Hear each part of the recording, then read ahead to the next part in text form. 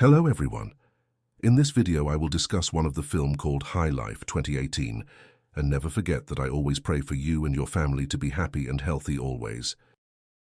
The story begins with a NASA scientist named Professor John on his way to attend a conference with other scientists. A woman named Wendy briefly interviews John and asks him why NASA sends death row inmates on suicide missions. John explains that it's all out of curiosity, as the death row inmates are used as experimental subjects. On the other hand, the government lies to the inmates, telling them they will become heroes in the field of science. In reality, they will never return because they will face a black hole, a mysterious and dangerous substance. The position of the black hole, located outside the Milky Way galaxy, means that messages and reports from the inmates take years to reach Earth. 3 years later, 9 inmates who are still on the mission are struggling to survive. Boise is making a carving on the wall using a shard of glass when suddenly Monte hits her from behind. This is how the inmates have fun to alleviate boredom.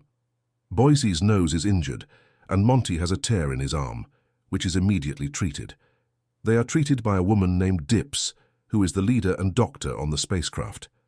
Dips herself is a death row inmate, having obtained her sentence due to the misuse of her abilities as a doctor, poisoning her 2 biological children to death.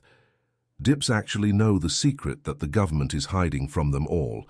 They are experimental subjects who will never return to Earth. Therefore, Dips plans to make the spacecraft a suitable living space or a second home for humans. She never tells anyone about the fact that they can never return, or her plan to make the spacecraft a second home to avoid causing unrest. She plans to create test tube babies by taking sperm from the men and eggs from the women. According to her, direct fertilization is not possible because the fetus in the womb will not survive due to cosmic radiation. Dips creates test tube babies so that she can modify the fetus to withstand cosmic radiation. Additionally, Dips prohibits the inmates from engaging in direct sexual intercourse to avoid the risk of pregnancy that could endanger lives. To fulfill their sexual desires, Dips provides a box called the fantasy box. Of course, this box is often used by Dips and the other inmates, except for Monte. Monte is the only inmate who has chosen to live a life of purity, adopting the life of a monk. He believes that abstaining from all pleasures and living with purity will make him stronger.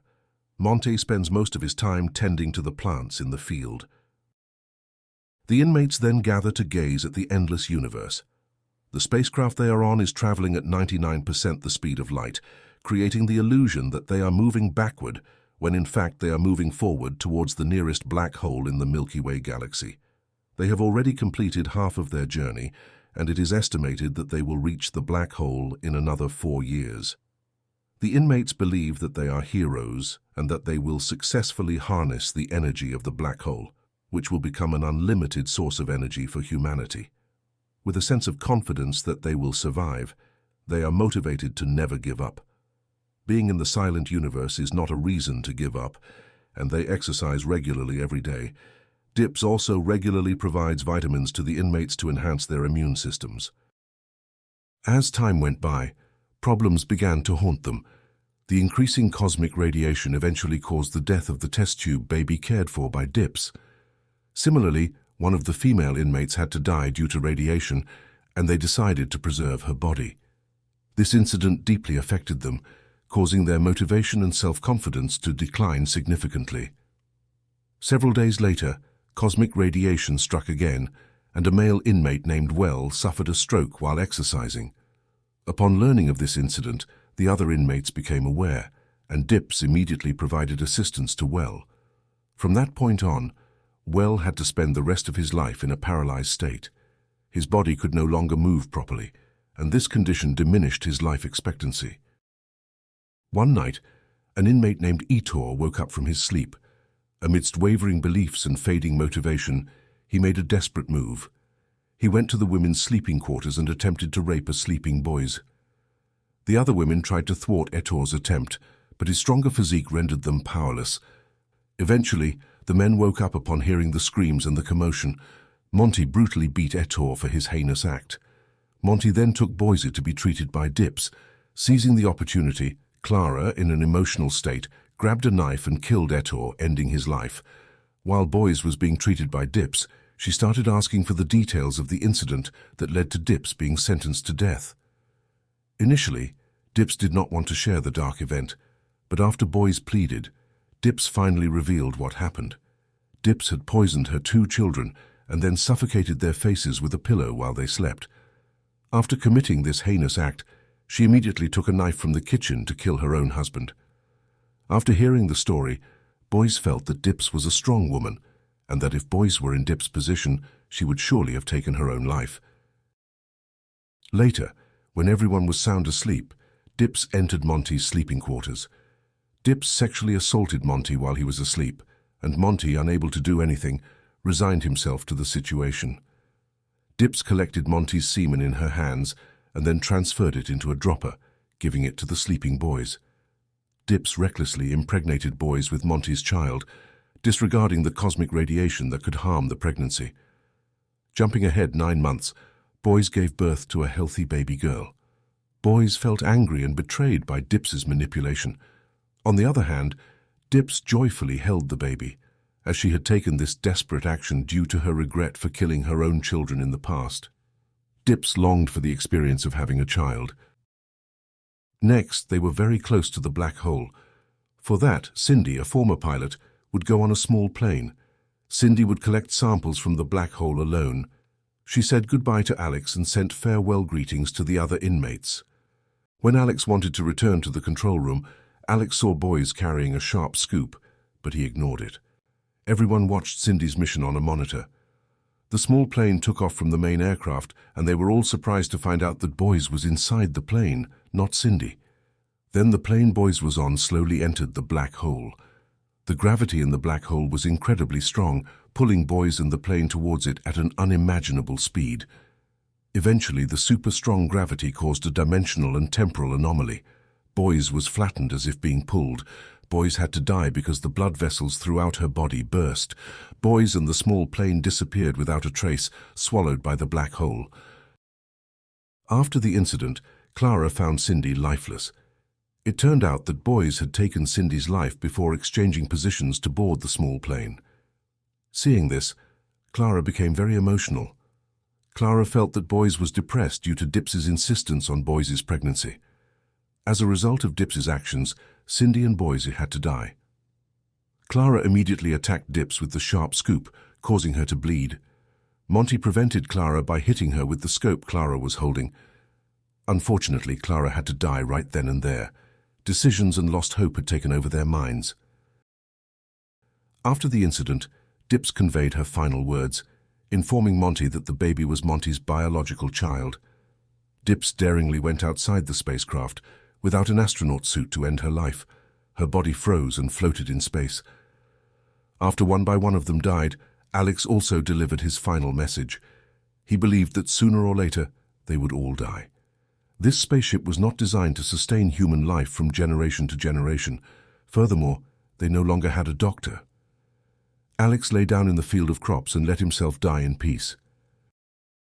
Now, Monte is the only inmate left alive on the spaceship.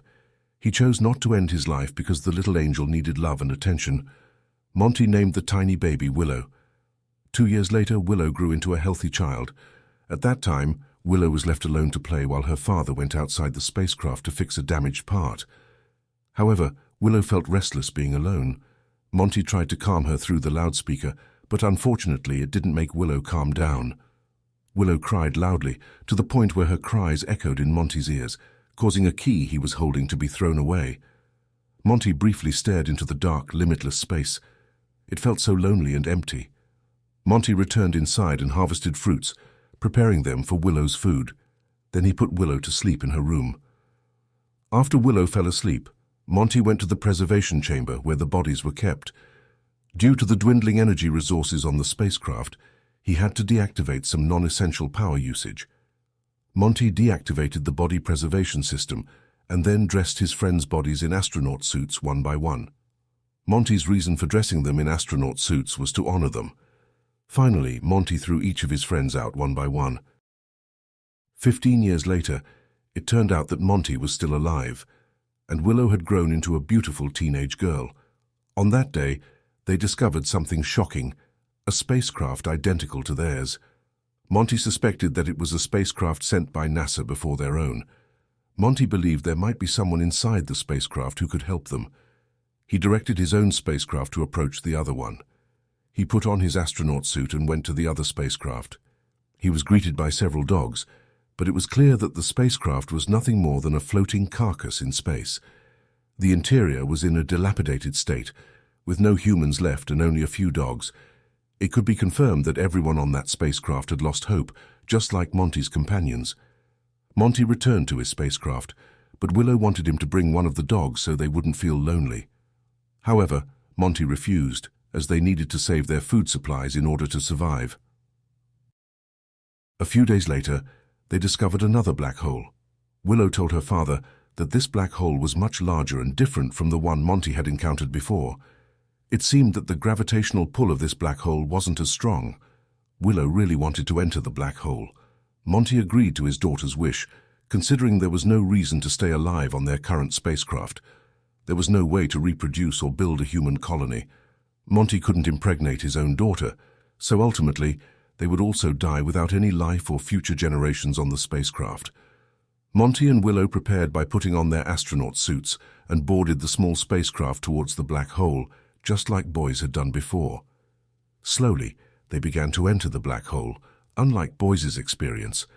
This black hole didn't pull them with strong and deadly gravity. They peacefully continued entering it until that became the final scene of the movie. This film has an open-ended ending that leaves the audience to speculate on the fate of Monte and Willow when they enter the black hole. It is possible that Monte and Willow meet the same fate as Boyser in the previous black hole, but the difference is that Monte and Willow experience their deaths in a peaceful manner. The monk-like principle embraced by Monte leads them to a blissful conclusion. And that's it for the story series of this film. Thank you for watching. Don't forget to support this channel by subscribe, like and share. See you in the next video. Goodbye.